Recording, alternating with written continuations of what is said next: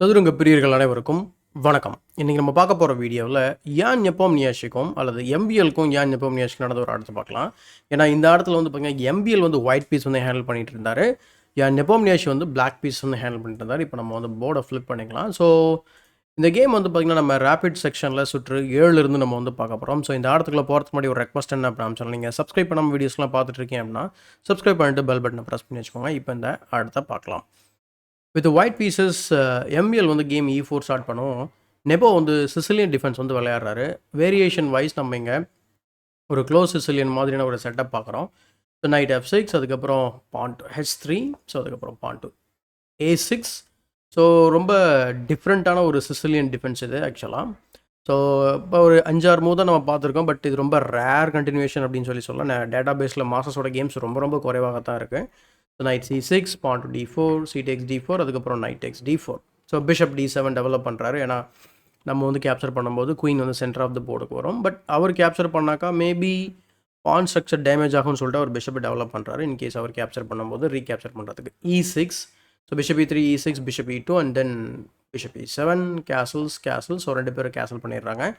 அடுத்து rook E1 விளையாடுறாரு. அதுக்கப்புறம் rook to C8. So எல்லா பீஸையும் ஆக்டிவேட் பண்ணுறதுக்கான முயற்சி. So bishop take night take C6, அதுக்கப்புறம் bishop take C6 and then bishop to D3. So அந்த centre பானில் வந்து ப்ரெஷர் பில்டப் பண்ணுறாரு. அதுக்கப்புறம் night to D7. So pawn to A5. So C5 வர்றதுக்காக நைட்டை வந்து பார்த்திங்கன்னா கொண்டு வராரு. ப்ளஸ் பிஷப் F6க்கும் போடலாம். ஸோ இங்கே வந்து பிஷப் F6 வந்து ரீமனூவர் பண்ணுறாரு. அதுக்கப்புறம் குயின் D2 வந்ததுக்கப்புறம் நைட்டை C5 போட்டதுக்கப்புறம் பானை F3 போட்டு சென்டர் பானை செக்யூர் பண்ணிடுறாரு. ஸோ ஃபார் கேம் வந்து நல்லா ஈக்குவலாக தான் போயிட்டுருக்கு. அண்ட் இந்த பொசிஷனை பொறுத்த வரைக்கும் பிளாக் வந்து ரொம்ப கம்ஃபர்டபுளாக விளையாடுறாரு அப்படின்னு சொல்லலாம். ஒயிட்டுக்கு ஒரு ஸ்லைட் எட்ஜ் இருக்குது. சென்டர் ஆஃப் த போர்டில் கொஞ்சம் ஸ்பேஸ் அட்வான்டேஜ் இருக்குது. அண்ட் குயின் சைட்லேயும் ஸ்பேஸ் கெயின் பண்ணியிருக்கிறாரு. அண்ட் அவர்கிட்ட வந்து பிஷப் பேர் இருக்குது, இவர்கிட்டையும் வந்து பிஷப் பேர் இருக்குது. ஒரே ஒரு சின்ன பிரச்சனை என்ன அப்படின்னா டாஸ் ஸ்கொயர்ஸ் கொஞ்சம் வந்து வீக்கன் பண்ணியிருக்கிறாரு. பட் பிளாக்குக்கு பர்டிகுலராக நம்ம வீக்னஸ்ன்னு சொல்லி பெருசாக எதுவும் கிடையாது. ஸோ D6 பான் வந்து வீக் பான், ஏன்னா அது வந்து ஓப்பன் ஃபைலில் இருக்குது, செமி ஓப்பன் ஃபைலில் வந்து இருக்குது அப்படிங்கிறதுனால. பட் அது எப்படி டார்கெட் பண்ணுறாருன்னு சொல்லி பார்ப்போம். ஸோ மேபி அந்த ஐடியா வந்து பார்த்திங்கன்னா எக்ஸிக்யூட் பண்ணக்கூடாது அப்படிங்கிறதுனால நைட் டெக்ஸ் D3 விளையாடுறாரு. இந்த பொசிஷனில் வந்து நம்ம குயின் டெக்ஸ் D3 கண்டிப்பாக விளையாட முடியும். பட் C டெக்ஸ் D3 விளையாடுறதுனால அவருக்கு C ஃபைல் வந்து பார்த்திங்கன்னா கம்ப்ளீட் ஓப்பன் ஃபைலாக மாற்றுறாரு. அதனால் 2 பேருமே அந்த ஃபைலில் வந்து போட்டி போடலாம். ப்ளஸ் இப்போது அந்த D6 பானை பற்றி ஒரி பண்ண தேவையில்லை. ஸோ உடனே D5 அட்வான்ஸ் பண்ணுறாரு, சென்டரை பிரேக் பண்ணக்கூடிய ஒரு move. So bishop to B6 முதல்ல வந்து ஏன்னா 4க்கும் த்ரெட்டன் பண்ணுறதுனால பிஷப் காப்பாற்றுறாரு. ஸோ பிஷப் B6 போய்ட்டு குயின் மேலே டைம் கெயின் வந்து குயின் D6 போயிடுது. So pawn to D4. அதுக்கப்புறம் திரும்ப இன்னொரு 4 இங்கே த்ரெட்டன் பண்ணுறாரு, பான் டு E5. ஸோ அதனால் ஃபஸ்ட்டு கேப்சர் பண்ணுறாரு. அதுக்கப்புறம் திரும்பவும் அதே மாதிரியான ஒரு சின்ன பிரச்சனைகள் வந்து பிளாக் வந்து இருக்காரு. ஆனால் என்னென்னா இது வந்து ஹேங்கிங் பான் ஸ்ட்ரக்சர். இதனால் பிளாக் வந்து அந்த பானுக்கு வந்து ப்ரெஷர் பண்ணுவார். பட் இருந்தாலும் டெம்பரரியாக ஒயிட்டுக்கு செம அட்வான்டேஜ் இருக்குது சென்டரில். ஸோ குயின் வந்து பார்த்திங்கன்னா D7க்கு ட்ராப் ஆகுது. அதுக்கப்புறம் ரூக் F1 போகிறாரு. அண்ட் இந்த பொசிஷனில் வந்து குயினை ரொம்ப ஆக்டிவாக விளையாடலாமா, ஏன் திரும்ப நம்ம வந்து இன்ஆக்டிவாக நம்மளோட கேம்ப்லேயே இல்லாமல் குயினை வந்து G3 ஸ்கொயர், ஏன்னா அதுதான் வீக் பாயிண்ட் ஆக்சுவலாக. சப்போஸ் ரூக் E3 வச்சு நம்ம அட்டாக் பண்ணால் குயினை வந்து பார்த்திங்கன்னா H4 வச்சு ரொம்ப ஆக்டிவாக ப்ளே பண்ணுறதுக்கு முயற்சி பண்ணலாம். அண்ட் இந்த பிஷப் வந்து பார்த்திங்கன்னா இல்லை அப்படிங்கும்போது நம்ம ரூக்கை வந்து டபுள் பண்ணி இந்த பானை டார்கெட் பண்ண ஆரம்பிக்கலாம். ஸோ இதெல்லாம் ஒரு பிளானாக இருக்கும். அதே போல் இந்த பொசிஷனில் குயின் D7 வந்ததுக்கப்புறம் ரூக்கை வந்து F1 வைக்கிறாரு. இந்த இடத்துல வந்து ரூக் F1க்கு அப்புறம் அவர் பிஷப்பை காப்பாற்றிடுறாரு. அந்த ரொம்ப ஸ்ட்ராங்காக இருக்கக்கூடிய டாஸ்கர் பிஷப்பை சேலஞ்சும் பண்ணுறாரு. பட் இந்த பொசிஷனில் நம்ம ரூக் E8 விளையாடலாமா, ஏன்னா அந்த ரூக்கை மூவே பண்ணவே இல்லை இது வரைக்கும். ஸோ மூவ் பண்ணலாமா அப்படிங்கிற ஒரு கேள்வி. சப்போஸ் நம்ம மூவ் பண்ணோம் அப்படின்னா இந்த இடத்துல வந்து பார்த்திங்கன்னா you are actually losing the game. So ஏன் அப்படின்னா நமக்கு வந்து இங்கே எக்ஸ்சேஞ்ச் சாக்ரிஃபைஸ் வந்து இங்கே பண்ண முடியும். ஸோ ரூக் இன்ட்டு F6 அடுத்து G into F6. So rook F1 and then queen E7 defend பண்ணிங்க அப்படின்னா பான் டு D5 ஒரு பான் சாக்ரிஃபைஸ். அதுக்கப்புறம் பிஷப் வச்சு ப்ரெஷர் பண்ணலாம். அண்ட் இன்ஃபேக்ட் இது வந்து மேட்டிங் அட்டாக். ஆக்சுவலாக பிளாக்கால் டிஃபெண்ட் பண்ணுறது ரொம்ப ரொம்ப கஷ்டம். அந்த காரணத்தினால தான் பிஷப்பை வந்து பார்த்திங்கன்னா சேவ் பண்ணுறது ரொம்ப முக்கியமான ஒரு move. So bishop D8. So bishop C5 போனதுக்கப்புறம் bishop E7 and then pawn to B4. So இதுக்கப்புறம் அந்த பிஷப்பை திரும்ப மூவ் பண்ண விரும்பலை MVL. அதனால் அந்த பிஷப் பார்த்திங்கன்னா சப்போர்ட் போடுறாரு. எல்லா பாயிண்ட்ஸையும் மோஸ்ட்லி வந்து பார்த்திங்கன்னா 4th ரேங்க் வரைக்கும் புஷ் பண்ணிட்டாரு. அதனால் கொஞ்சம் அந்த ஸ்ட்ரக்சர் வந்து பார்த்திங்கன்னா வீக்காக இருக்குது அப்படின்னு சொல்லலாம். ரூக் D8, அதுக்கப்புறம் rook D1, pawn to H6 and then queen to F2, bishop F6. So bishop F6க்கு அப்புறம் ரூக் டு D3 விளையாடுறாரு. ஜஸ்ட்டு மேபி D5 பிரேக் பண்ணுறதுக்கு டபுள் பண்ண பார்க்குறாருன்னு நினைக்கிறேன். ஸோ பிஷப் B5 போட்டு ரூக் அட்டாக் பண்ணால் நைட் டெக்ஸ் B5 ஆடிடுறாரு. ஏன்னா அந்த ரூக்கை வந்து திரும்ப மூவ் பண்ணக்கூடாது அப்படிங்கிறதுனால ஸோ நைட் ஒன்றும் பெருசாக பண்ணிக்கிட்டு இல்லை, அதனால் பிஷப் பேர் வேறு அவர்கிட்ட இருக்குது, அதனால் வந்து லைட் ஸ்கொயர் பிஷப்பை கேப்சர் பண்ணிடுறாரு. ஸோ கேப்சர் பண்ணதுக்கப்புறம் குயினால் வெட்டுறாரு. ஸோ ரூக் A D1, ரூக்கை டபுள் பண்ணிவிட்டு பானை D5க்கு அட்வான்ஸ் பண்ணுற ஒரு முயற்சி. So rook D7, rook F3. So திரும்ப அதே மாதிரியான ஒரு ஐடியா தான். ஸோ ரூக் டெக்ஸ் F6 வந்து கண்டிப்பாக பாசிபிள். ஸோ குயின் A4 போயிட்டு இங்கே கவுண்டர் அட்டாக் பண்ணுறாரு, அதனால் ரூக் டெக்ஸ் F6 டெம்பரரியாக விளையாட முடியாது. So rook D3 and then rook Tex C5. So இந்த பொசிஷனில் வந்து ஒரு இம்பேலன்ஸ் வந்து க்ரியேட் பண்ணுறாரு. என்னடா அது ஸ்ட்ரக்சர் வந்து ஆக்சுவலாக ஒழுங்கு பண்ணுற மாதிரி ஆகிடும் இப்போ நீங்கள் அது பண்ணும்போது 3 பானு பேர் இருக்குமோ. ஆனால் பிரச்சனை என்ன அப்படின்னா எண்ட் ஆஃப் த வேரியேஷன் நம்ம வந்து இன்னும் கொஞ்சம் ஆழமாக வந்து கேல்குலேட் பண்ணும்போது அவருக்கு காம்பன்சேஷனாக 2-3 பான் வந்து கிடைக்கும். எக்ஸாம்பிள் ஃபஸ்ட்டு ரூக்கை வெட்டுறாரு. ரூக்கை வெட்டினதுக்கப்புறம் queen takes B4. So queen takes B4க்கு அப்புறம் பார்த்தீங்கன்னா 2 பான் அட்டாக்ல இருக்குது, centre pawn and A pawn. So rook D7 வந்து இன்ஃபில்ட்ரேஷன் பண்ணி B7 அட்டாக் பண்ண பார்க்குறாரு. நீ ஏன் பண்ண வெட்ட, நான் அவன் பண்ண வெட்டுறேன் அப்படின்ற மாதிரி. பட் ஃபஸ்ட்டு ஒரு சென்டர் பானை கேப்சர் பண்ணி அந்த பானுக்கு பாதுகாப்பும் கொடுத்துட்றாரு இப்போ. ஸோ அடுத்து பான் டு G3 போகிறாரு. ஸோ இந்த இம்பேலன்ஸில் நம்ம வந்து எக்ஸாக்டாக இதில் என்ன இம்பேலன்ஸ் இருக்குது அப்படின்னு நம்ம வந்து பார்க்கும்போது அவர்கிட்ட ரூக்குக்கு பதில் பிஷப்பு, அது இல்லாமல் 2 பான் எக்ஸ்ட்ரா வச்சுருக்காரு. அண்ட் பான் ஸ்ட்ரக்சரை நம்ம அசஸ்மெண்ட் பண்ணும்போது ஒயிட்டுக்கு இந்த 2 பான் ஓகே, பட் கிங் வந்து பார்த்திங்கன்னா கொஞ்சம் என்ன சொல்கிறது, கொஞ்சம் வந்து பார்த்திங்கன்னா காம்ப்ரமைஸாக இருக்குது ஸ்ட்ரக்சரில். ஸோ சேஃப்டியில் கம்பேர் பண்ணும்போது பிளாக் கிங் ரொம்ப ரொம்ப சேஃபாக இருக்குது. அதே போல் குயின்ஸ் இருக்கக்கூடிய ஸ்ட்ரக்சர் வந்து பார்த்திங்கன்னா 2மே ஐசோலேட்டட் பான். அண்டு ஏதாவது ஒரு பானை நம்ம அட்டாக் பண்ணாலும் அதை வந்து ஈஸியாக வந்து கேப்சர் பண்ண வாய்ப்புகள் இருக்குது. ஏன்னா 2 பானுமே வந்து பார்த்திங்கன்னா டார்க் ஸ்கொயரில் ஃபிக்ஸ் ஆகிருக்கு, நம்மளோட டார்க் ஸ்கொயர் பிஷப் இருக்குது. ஸோ அப்படி பார்க்கும்போது ப்ராக்டிகலி ஸ்பீக்கிங் இந்த இம்பேலன்ஸ் வந்து யாருக்கு வந்து ஃபேவரபுளாக இருக்கும் அப்படின்னு கேட்டிங்கனாக்கா ப்ராக்டிக்கலாக பிளாக்குக்கு ரொம்ப ஃபேவரபுளாக இருக்க வாய்ப்பு இருக்குது. இதை வந்து நெப்போ வந்து கன்வெர்ட் பண்ணாரா இல்லை MBL வந்து இதை டிஃபெண்ட் பண்ணாரா அப்படிங்கிறத மீதி இருக்கக்கூடிய ஒரு 20 so queen C6 threatening the rook D6, queen C7. So இப்போ வந்து A5 பானை அட்டாக் பண்ணுறாரு, அதனால் அதாவது பிளாக் கேட் கிரியேட் பண்ணுறாரு. ஸோ பிஷப் C3 போட்டு A5 திரும்ப அட்டாக் பண்ண உடனே C6 வந்து அட்வான்ஸ் பண்ணுறாரு. So B takes C6 and then rook takes A6, bishop takes A5. செக்கு கொடுக்குறாரு. கிங் H7 வந்ததுக்கப்புறம் திரும்ப ரூக்கை வச்சு குயின் அட்டாக் பண்ணுறாரு. குயின் டு D8 போனதுக்கப்புறம் ரூக் B7 வைக்கிறார். ஜஸ்ட் இந்த மூவ் மட்டும் ஞாபகம் வச்சுக்கோங்க. 41வது மூலை ரூக்கை B7ல் வைக்கிறாரு. இதுக்கப்புறம் ரொம்ப நேரம் ஆக்சுவலாக அந்த ரூக்கை வந்து மூவே பண்ண முடியாத அளவுக்கு பிளாக் வந்து பார்த்திங்கன்னா கண்டினியூ பண்ணவர். ஸோ பான் டு F5, அதுக்கப்புறம் queen B2. So pawn to F5க்கு அப்புறம் ஜஸ்ட்டு அந்த பான் வந்து பார்த்திங்கன்னா G4 ஸ்கொயருக்கு வர முடியாமல் தடுக்கிறாரு. ப்ளஸ் வந்து பார்த்திங்கன்னா அவருக்கு இருக்கக்கூடிய மெஜாரிட்டியை வந்து ப்ரூஃப் பண்ணுறதுக்கு சென்ட்ரல் இருக்க பானை அட்வான்ஸ் பண்ணி பாஸ் பானை வந்து குயின் ஆகிறதுக்கான முயற்சி. ஏன்னா கிங்குக்கு வந்து எந்த பிரச்சனையும் கிடையாது. பிஷப் வந்து பார்த்திங்கன்னா ஈஸியாக எனி டைம் வந்து நம்ம இந்த மாதிரி ரீமண்டர் பண்ணி பிஷப் F6ல் வச்சுக்கலாம். குயின் B2 போகிறாரு. ஸோ இப்போ bishop C7 and then queen C3.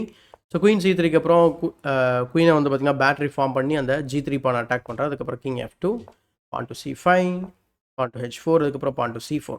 So pawn to C4க்கு அப்புறம் அவர் வந்து H5 விளையாடுறாரு. இந்த பொசிஷனில் வந்து இந்த பானை ஆக்சுவலாக நீங்கள் கேப்சர் பண்ண முடியாது, ஏன்னா அங்கே ஃபோர்க் இருக்குது எண்ட் ஆஃப் த வேரியேஷனில். இது மாதிரி இந்த ரூக்கை வந்து பார்த்திங்கன்னா B7 ஸ்கொயரில் அவர் வந்து பாதுகாப்பு இல்லாமல் ரொம்ப நேரமாக வச்சுருப்பார்.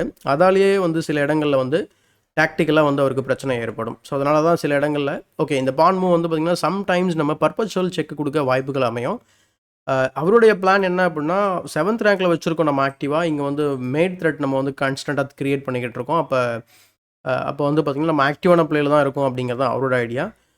பட் இந்த பிஷப் இங்கே இருக்கிற வரைக்கும் நம்ம இந்த ரூக்கோட ஐஸ் இருக்க போகிறது கிடையாது. அஃப்கோர்ஸ் பிஷப் வந்து பின்னில் தான் இருக்குது, பட் இருந்தாலும் பிளாக்கால் ஈஸியாக வந்து டிஃபெண்ட் பண்ண முடியும். ஸோ குயின் C5 செக்கு, அதனால கிங் E2 போகிறாரு. அதே போல் இந்த இடத்துல வந்து குயினை வச்சு பிளாக் பண்ணுறது தான் சரியான நகர்வு. So queen C6 and then queen F3 கேமை வந்து கண்டினியூ பண்ணலாம். பட் குயினை வந்து பார்த்திங்கனாக்கா பிளாக் பண்ணாமல் கிங்கை மூவ் பண்ணுறதுனால இந்த பொசிஷனில் ஆக்சுவலாக வந்து பார்த்திங்கன்னா இது வரைக்கும் ஓரளவுக்கு சமாளிக்கக்கூடிய ஒரு நிலமையில் இருந்தார் MVL. பட் இங்கே வந்து பார்த்திங்கனாக்கா black is completely winning. But இது வந்து ஜஸ்ட் கன்வர்ஷன் பண்ணணும். First bishop F5, first things first அப்படிங்கிற மாதிரி அந்த பிஷப்பை வந்து பின்லேருந்து எடுக்கிறது மட்டும் இல்லாமல் அந்த பின் எதுக்காக இருந்ததோ அந்த மேட்டையும் தடுக்கிறாரு. ஸோ அதுக்கப்புறம் பிஷப் F6ல் வச்சுட்டு நம்ம வந்து கண்டினியூ பண்ண வேண்டியது தான். So queen E3, queen D5, queen F3 and then queen to D6, pawn to G4 விளையாடுறாரு. அதுக்கப்புறம் pawn to C3. So pawn to C3க்கு அப்புறம் அவர் ஜஸ்ட் வந்து பார்த்திங்கன்னா திரும்ப வந்து அந்த டிஸ்கவரி மாதிரி செட்டப் பண்ணுறாரு. பட் குயின் C6 போய்ட்டு ரூக் அட்டாக் பண்ணுறாரு, ஏன்னா அந்த டிஸ்கவரியில் ஒன்றும் இல்லை அப்படிங்கிறது தான். ஸோ G takes F5க்கு அப்புறம் குயின் G2 செக்கு, கிங் E3 வைக்கிறாரு. அதுக்கப்புறம் குயின் H3 செக் கொடுக்குறாரு. பட் கிங் E2க்கு அப்புறம் திரும்ப குயின் takes H5 செக்கோட வருது. இந்த பொசிஷனில் வந்து பார்த்திங்கன்னா 54வது மூவில் குயின் டேக்ஸ் H5 செக் கொடுத்தவொடனே இங்கே ரிசைன் பண்ணிடுறாரு. ஏன்னா இந்த ரூக்கு வந்து பார்த்தீங்கன்னாக்கா ஒரு ஃபோர்க்கில் மாட்ட போகுது. நீங்கள் எப்படி கிங்கை மூவ் பண்ணாலும் சரி, இல்லை பிளாக் பண்ணாலும் சரி, சப்போஸ் நீங்கள் வந்து குயினை வச்சு பிளாக் பண்ணுறீங்க அப்படின்னா அது கொஞ்சம் வேறு மாதிரி நடக்கலாம். ஏன்னா குயின் டேக்ஸ், அதுக்கப்புறம் king takes and then I think pawn to C2. So உங்கள் ரூக்கால் வந்து இப்படியும் வர முடியாது, இப்படியும் வர முடியாது தடுக்கிறதுக்கு. ஸோ ரொம்ப ஈஸியான கன்வர்ஷன் தான். அதனால தான் இங்கே குயின் டேக்ஸ் H5 செக் கொடுத்தவொடனே ஆக்சுவலாக ரிசைன் பண்ணிடுறாரு. ஸோ குயின் F3 நம்ம வந்து ஆல்ரெடி பார்த்துட்டோம். பட் வேறு ஏதாவது நம்ம வந்து ஆப்ஷன் இருக்குமா, கிங்கை மூவ் பண்ணி பார்க்கலாம் அப்படின்னா கிங் F2 இருக்குது. பட் குயின் H2 செக், அதுக்கப்புறம் கிங் E1 அண்ட் தென் 4 கிங்கை இந்த மாதிரி நம்ம இந்த ரூக்கை வந்து பார்த்திங்கனாக்கா கேப்சர் பண்ணிடலாம். ஸோ 41வது மூலேருந்து கிட்டத்தட்ட ஒரு 15 மூக்கை அந்த ரூக்கை வந்து அவர் நகர்த்தவே இல்லை. ஸோ அவர் ஆக்சுவலாக அந்த அளவுக்கு வந்து வாய்ப்பும் கொடுக்கல. ஸோ அந்த காரணத்தினால எப்போவுமே நான் ஏற்கனவே சொல்கிற மாதிரி தான். ஸோ பாதுகாப்பு இல்லாத காய்கள் வந்து தந்திரத்தை ஈர்க்கும் அப்படிங்கிறது தான் எங்கள் idea. So king F2 and then queen tax B7. இன்னும் சப்போஸ் நீங்கள் இந்த மாதிரி ஏதாவது ட்ராயிங் சான்சஸ் இருக்குன்னா டெஃபினட்டாக இப்போ கூட ட்ராயிங் சான்சஸ் இருக்குது. அதுக்கு பிளாக் ஒரு பிளண்டர் பண்ணணும். அந்த பிளண்டர் என்ன அப்படின்னா, இந்த மாதிரி டிஸ்கவரி கொடுக்கும்போது கிங்கை வந்து பார்த்திங்கன்னா பேக் ரேங்க் கொண்டு போகிறது. கிங்கை பேக் ரேங்க் கொண்டு போனீங்க அப்படின்னு சொன்னாக்கா குயினை D8 செக் வச்சு பானை E7 போயிட்டு அவர் குயின் பண்ணுறதுக்கு வாய்ப்பு அதிகமாகிடும். அப்போ நீங்கள் அந்த இதுலேருந்து தப்பிக்கணும் அப்படின்னா நீங்கள் தான் வந்து என்ன சொல்கிறது, பர்பச்சுவல் செக் கொடுக்கறதுக்கு முயற்சி பண்ணணும். பட் பர்பச்சுவல் செக் இருக்குது, பட் ரேண்டமாக செக் கொடுத்து நம்ம கேமை ட்ரா பண்ணணும். பட் அதுக்கு பதில் சிம்பிளாக நம்ம பானை வந்து G6 புஷ் பண்ணோம் அப்படின்னா அதில் எந்த பிரச்சனையும் வராது. சப்போஸ் நீங்கள் ஈவன் செக்கு கொடுத்தாலும் கூட கேப்சர் பண்ணதுக்கப்புறம் பிஷப் வச்சு நம்ம குயினிங் ஸ்கொயரை கார்ட் பண்ணிக்கலாம். சரி, ஓகே, இந்த செக்கு ஒர்க் அவுட் ஆகாது, வேறு ஏதாவது ட்ரை பண்ணலாமா அப்படின்னு கேட்டிங்கன்னா like queen C4 is a move. But bishop F6க்கு அப்புறம் நம்ம வந்து இது வந்து ஒயிட்டுக்கு எந்த ஒரு வாய்ப்புமே கிடையாது. பட் ஜஸ்ட் டிலே பண்ணலாம் முடிஞ்ச அளவுக்கு. ஸோ கேம் எப்படி கண்டினியூ ஆகும் அப்படிங்கிற ஃபர்தரான கொஷின் என்ன அப்படின்னா, ஜஸ்ட்டு இந்த குயின் ஆக போகிற பானை எப்படி ஸ்டாப் பண்ண போகிறோம். ஸோ மேபி கிங்கை வந்து ஆக்டிவேட் பண்ணலாம். பட் தென் ஆல்ரெடி நம்ம குயின் H1 செக் கொடுக்கலாம். ஸோ அடுத்து கிங் வந்து பார்த்திங்கன்னா மேபி ஸோ இங்கே போகும்போது நம்ம குயின் டு H2 செக்கு. அடுத்து நம்ம வந்து இங்கே செக் கொடுத்த பானை வந்து பாஸ் பண்ணலாம். பட் எப்போல்லாம் நீங்கள் வந்து நமக்கு செக்கு கொடுக்க ட்ரை பண்ணுறீங்களோ அப்போ பிஷப் வச்சு பிளாக் பண்ணிக்கலாம். ஸோ மோஸ்ட்லி இந்த பான் குயின் ஆகிறதுல இன்னொரு குயின் நம்ம வந்து எடுத்துடலாம். ஸோ அதனால் செக்மேட் ஆகிடுவார். ஸோ அந்த காரணத்தினால குயின் டேக்ஸ் H5 செக் கொடுத்தோன்னே MBL வந்து ரிசைன் பண்ணிடுறாரு. ஸோ நெப்போம்னியாஷி வந்து பார்த்திங்கன்னா வின் பண்ணிடுறாரு. ஸோ இப்போ குயிக்காக வந்து நம்ம ஸ்டாண்டிங்ஸ் மட்டும் பார்த்துட்டு இந்த வீடியோ முடிச்சிடலாம். ஸோ ஸ்டாண்டிங்ஸ் வந்து ரொம்ப இன்ட்ரெஸ்டிங்கான ஒரு ஸ்டாண்டிங். ஏன் அப்படின்னா 3 நாட்களான இந்த ரேபிட் செக்ஷன் வந்து ஆக்சுவலாக முடிவுக்கு வந்தாச்சு. ஸோ எல்லாரும் வந்து பார்த்திங்கனாக்கா யான் நெப்போம்னியாஷி, அலிசா ஃபிரூஷா, MBL இவங்க 3 பேருமே 11 பாயிண்ட்ஸில் ஃபஸ்ட் பிளேஸில் டை ஆகிருக்கிறாங்க. அடுத்து லெவோன் அரோனியன் வந்து 10 பாயிண்ட்ஸ். அடுத்து வெஸ்லேஸோ, ஹிகாரு நாகமுரா, லெனிர் டொமிங்கஸ் அவர் 3 பேரும் 9 பாயிண்ட்ஸு. ஸோ நொதிபேக் வந்து 8, ஃபேபியும் 8, அதுக்கப்புறம் ப்ரக் வந்து 4 பாயிண்ட்ஸ். ஸோ இது வந்து ஒரு பேட் டோர்னமெண்ட் ப்ரக்குக்கு. ஸோ ப்ராபபிளி பிளிட்ஸில் வந்து கம்பேக் கொடுப்பாரு. பட் இதுக்கப்புறம் சப்போஸ் இதுலேயும் நல்லா பண்ணலை அப்படின்னா இதுக்கப்புறம் நம்ம அவருடைய ஆட்டத்தை வந்து நம்ம ஒலிம்பியாடில் தான் வந்து பார்க்க முடியும். அது வந்து நெக்ஸ்ட் செப்டம்பர், அதாவது நெக்ஸ்ட் மந்தில் வந்து நம்ம பார்க்க போகிறோம். ஸோ இதுதான் வந்து current standings after rapid section. அடுத்த பிளிட்ஸ் நடக்க போகுது. ஸோ பிளிட்ஸ் வந்து 18 சுற்று நடக்கும். ஸோ என்ன நடக்குது அப்படிங்கிறத நம்ம வந்து ஆஸ் யூஷுவல் பொறுத்து வந்து பார்க்கலாம். ஸோ இந்த வீடியோ பிடிச்சா லைக் பண்ணுங்க, மறக்காமல் மற்றவங்களுக்கு ஷேர் பண்ணுங்கள். இன்னும் நம்ம சேனலை சப்ஸ்கிரைப் பண்ணல அப்படின்னா சப்ஸ்கிரைப் பண்ணிட்டு பெல் பட்டனை ப்ரெஸ் பண்ணி வச்சுக்கோங்க. இதே மாதிரி ஒரு பயனுள்ள வீடியோவுடன் உங்களை சந்திக்கும் வரை உங்களிடம் இந்த விடைபெறுவது உங்கள் சதுரங்க சாணக்கியன்.